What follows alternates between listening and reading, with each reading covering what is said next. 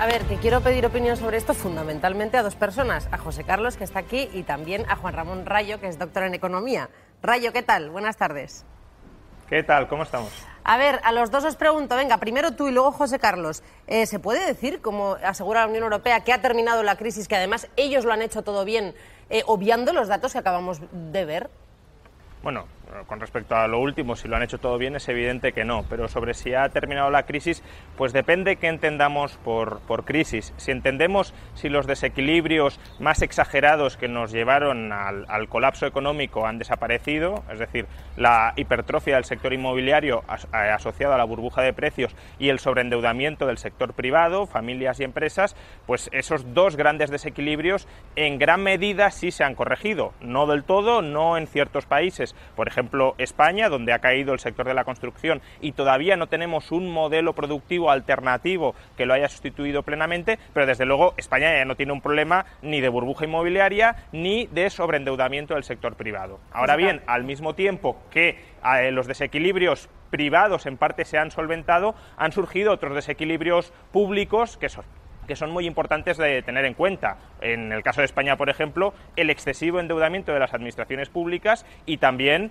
el incremento muy notable y muy, de alguna manera, restrictivo a la hora o que le resta flexibilidad de los pasivos del Banco Central Europeo. Es decir, tenemos una hipoteca tanto por el sector público español como por la política monetaria europea. José Carlos. Bueno, primero explicar la motivación del informe, que es puramente política, porque se cumple 10 años de la primera señal evidente de la crisis financiera, que fue un corralito en un fondo de inversión de BNP inmobiliario, y han querido hacer ese momento un acto político, ¿no?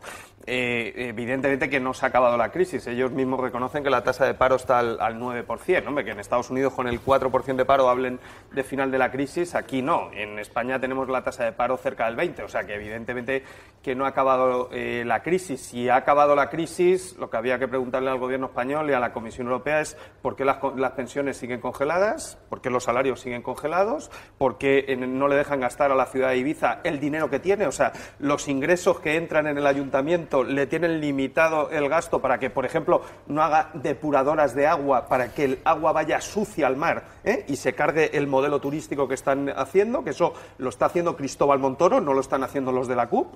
Lo que fuerza que el agua vaya sucia al mar, impide que se haga una depuradora en Ibiza, es el Gobierno de Madrid de Mariano Rajoy, ¿no? Claro. Entonces, si todo eso ya se ha acabado la crisis, ¿por qué el BCE tiene que seguir comprando deuda pública? ¿Por qué? Entonces, lo que tenemos que pensar, ¿no?, es que ya hemos salido de la recesión que provocaron ellos con sus políticas económicas, no esta comisión, la comisión anterior, y dos, ¿qué tenemos que hacer para que cuando el BCE deje de comprar deuda tengamos una economía más sólida, con mejores salarios y mejores condiciones?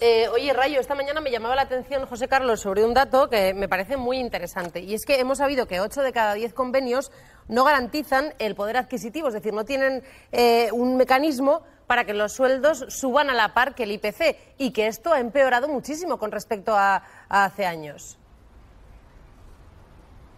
Sí, bueno, efectivamente España ha creado empleo fundamentalmente ganando competitividad vía congelación salarial o directamente reducción de salarios nominales y siempre, en todo caso, reales por la mayor inflación. El reto que, desde luego, iremos teniendo conforme la tasa de paro vaya cayendo es cómo seguir creciendo, incrementando la competitividad vía mayor productividad, es decir, incrementando la cantidad de bienes y de servicios de calidad que produce cada trabajador español. Eso es lo que permitirá en última instancia subir salarios. De momento, con un 17% de tasa de paro, la creación de empleo se lleva prácticamente toda la reinversión laboral y no se destinan fondos ni a incrementar la mecanización de nuestras empresas para aumentar la productividad de los trabajadores, ni desde luego a subir los salarios de los trabajadores. A lo que se destinan es a contratar trabajadores, y de ahí que cada año el número de empleados esté aumentando en torno a 500.000 de personas. José Carlos. Bueno, primero para explicar, porque luego usamos términos y los telespectadores no lo entenderán. ¿Te está gustando este episodio? Hazte fan desde el botón Apoyar del podcast de Nivos.